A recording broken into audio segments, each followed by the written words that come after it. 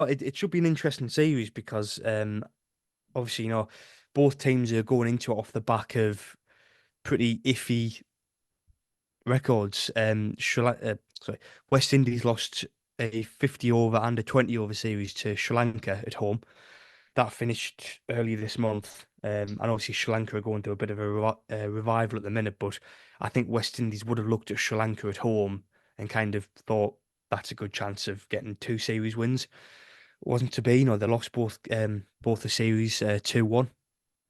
No, and then England head over to the Caribbean off the back of a 1-1 draw in the T20s and then a defeat in the ODI series. But albeit, as you said, very hit and miss throughout the series. I think for me, I think it's a good chance for England to kind of build on some of the positives what we saw this summer. I know it was, we're going to have a change in white ball in the setup in the new year. That got announced before this series is getting underway. So it's going to be interesting, a chance for a lot of players to kind of really make an impact as they kind of look forward to welcoming McCullum as the white ball coach in the new year. In the new year, I think Yeah, next year, I yeah, think yeah, he yeah. starts. He takes over him and Tuchel.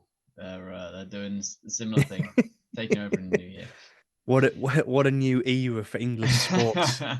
McCullum and Tuchel. But yeah, I mean, Peter, I feel like sometimes these white ball series kind of go under the radar a little bit. I think Well, even with the ODI series against Australia, England, Australia, it was a case of uh, honestly, I think if I didn't have tickets for one of the games, it would have passed me by because I think it's just because there's two reasons in my mind. One is that they come so quickly one after the other at the Mhm. moment that you kind of just be like, right, well they finished in Pakistan, but now they're in New Zealand, and then wait, no, before they go to New Zealand, they're in the Yeah, Caribbean, but actually they're not in. It's not all the same people in the Caribbean. Having said that, Rian Ahmed is in the squad, so Rian Ahmed is going from Pakistan to New. No, he's going to West Indies first, then he's coming to.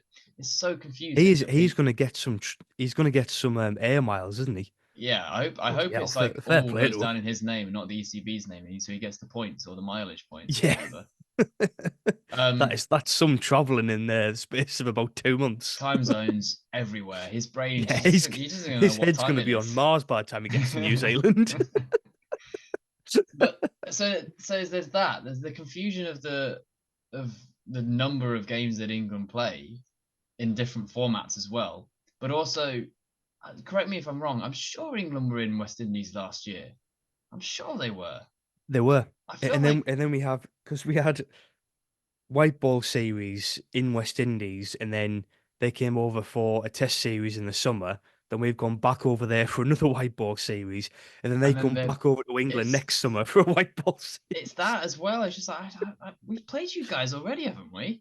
Like, it's like I hope I feel like we. hope these cricket boards don't have like certain sort of carbon footprint targets to hit because they're going to miss them by miles Oh, with all this 100%. different traveling. Yeah, just yeah. With the carbon footprint for the ECB is not good this year. Not good. It's just huge. um, but yeah, I think you're right. I think it gets they kind of do get overlooked a little bit, and unfortunately, so certainly so did the ODI series. It's like the one coming up now. But there's opportunity for a lot of people that have not had many games for England or might get a chance to play for England for the first time in this series. I think Jacob Bethel is a prime example of that. He seemed to be growing into the ODI squad towards the end of the series. Um, Jofra Archer coming back, Saki Mahmood is going to be in the squad as well. So and I'd quite like to see. So there's others like John Turner have a go. I think Dan Mosley as well will be fun to see him have a go as well. There's a few new faces, and also new captain as well. I'm intrigued by this because obviously Josh Butler's still injured, and Phil Salt, correct me if I'm wrong, took over against Australia. But Liam Livingstone is now captain. Is Phil Salt injured? Have I missed something? Because Liam Livingstone is going to be captain in the Windies. I don't think Phil Salt did a bad job, did he? I think he did all right. No, I mean, to be honest, I don't know if it's a case of, you know, maybe he's kind of said he doesn't want this, but I can't really imagine many players in that England setup sort of turning down getting the captaincy on a more regular basis. You know, I guess it's kind of it goes along with the kind of change of sort of head coach as well, where it's a bit of I feel like the white ball setup's in a bit of a transition.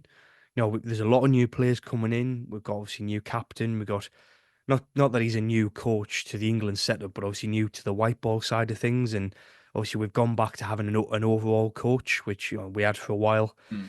and we want to move away from that. But I find it interesting how instead of kind of replacing Matthew Morton, having someone just on the white ball side, I don't know if it's a case of McCullum's gone, yep, I'll do both, or it's the ECB going, would you do both? But it's something where I kind of thought they might have done it a bit sooner. I'm almost a little bit surprised that it's taken this long, and I'm quite interested to see how it pans out because obviously a lot of those players now will be new to McCullum's style. There's others who kind of experience it in the test setup as well. So yeah, oh, I know it's not going to be in effect this series, but I'm looking forward to seeing how. I think we have off the top of my head, I think we have South Africa coming over for a white ball series and the West Indies next summer. So he's going to kind of hit the ground running pretty quickly with all that. But for the time being, I think, yeah, it'll be an interesting, we've got two series out in the West Indies. It's going to be interesting because it's a chance for a lot of these new players to really make an impact before McCullum gets his feet under the table, I think. Yeah, just as to clarify, I was just having a quick look because I wasn't sure.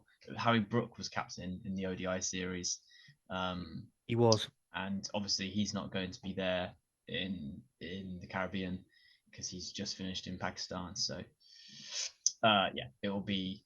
That's why Liam Livingstone is captain, Mm. and Phil Salt, I assume, will take over for the T20s, but we'll see, I guess. Do you think there's two, before I get on to the more serious point? I do think it's awfully exciting that there's a chance that Phil Salt and Michael Pepper will play together. Um, you know, Yes. I I think that's I think that's what world sport's been waiting for. That I potentially the fact that they could open together as well, having I Salt and Pepper opening I just together want for to England. I just want to see it on the little Yeah. video part at the bottom of the screen. That's all I want to see. Just That that'll make. it's just I feel like it's been. I mean, Michael Pepper, he deserves to be in there in the first place because I think he's been a top player for a while now. So I think he definitely deserves his chance with England. But yeah, the fact that he can just be, I feel like the TV companies might shaft everyone though and have pepper over salt, and it's like no, it's got to be no salt and pepper. It's got to be. But Yeah. no, it's brilliant. It's a fantastic prospect, which I think everyone in world sport should be crossing their fingers for. Yeah, To be well, honest, I think the good thing is Phil Salt tends to take the first ball. So yes, yeah, that's that'll save us. it will. Um, I I do want to say there is I for the first time in my life I am stumped. I don't know who Jafer Chohan is. He's in the squad. I don't know who he is. He also doesn't have on ESPN. He is the only person in the England squad that does not have a picture next to him as well. He is 22 years old. He bowls leg breaks. Um, he plays for Yorkshire and Southern Brave. I I don't know who he is. Do you know who he No, is, I, Chris? no. No. It feels like such a wild card. The fact that England have picked a player who doesn't have a photo on ESPN cricket, and obviously there'll be pictures of him out there. We just don't we don't know what he looks like, and I feel like that's just almost just typical of this England setup, where I just think they do things so sort of not blasé, but it feels like there's just a bit more of a relaxed approach to things. And what I quite like is how there's a joke kind of online that whenever there's a new player comes into the setup, um, they always seem to mention how they play golf in the interview. And I know Jacob Bethel said it when he got obviously picked for the test team in New Zealand. And it's the fact that he's a top player, but it's the fact that he doesn't have a century in any format. He's come in as batting cover and he plays golf. And if people are trucking on saying the England selectors have gone, yep, he'll do. I But think it it's is that sort of 100% true, particularly in New Zealand. Like last time they yeah, were there, Jimmy was talking about how basically they just played golf and then played some cricket on the side. yeah. Well, it's like I mean, again, I know I've said that we'll get onto it, but I noticed that we have a warm-up game out in New Zealand. I think that's so rare for England these days to even have a single warm-up match, Yeah. where it's like it's a 2 or 3 day, yeah, like a good old-fashioned sort of touring match. What we used to have not even that long ago. I mean, I remember when we go to Australia and we have like 3 games. We play like a Australian cricket boards 11, and we play like I think one time we played like the winners of the Sheffield Shield the previous year. I think they set up a team and we played them and like presidential 11s, things like that. But it's such a thing in the past. But when I looked on the schedule, it's like we've actually got a proper warm-up game. It's like, Well, that must what's that going must on? that must be going on whilst England are playing against West Indies in the one day or the T20 series, because I know that they basically follow on from each other. The They one do. day the one day or the T20 series finishes basically as England go into New Zealand. Yeah. So yeah. Um, I will say though that if he's a leg break bowler, the Chauhan, I'm assuming he's coming as cover for Adil Rashid and will only play if Rashid gets injured. I'm guessing. I don't know. Maybe. Yeah. I would have thought so, yeah. Yeah, I'm just having a quick look there. So the white ball series in West Indies finishes on the 18th of November, and the series in New Zealand starts on the 27th of November. So that warm-up game will probably take place, I'd say, about 4 or 5 days after the white ball series finishes in the West Indies. Mad. That's crazy. It's just it's crazy. It's chaos.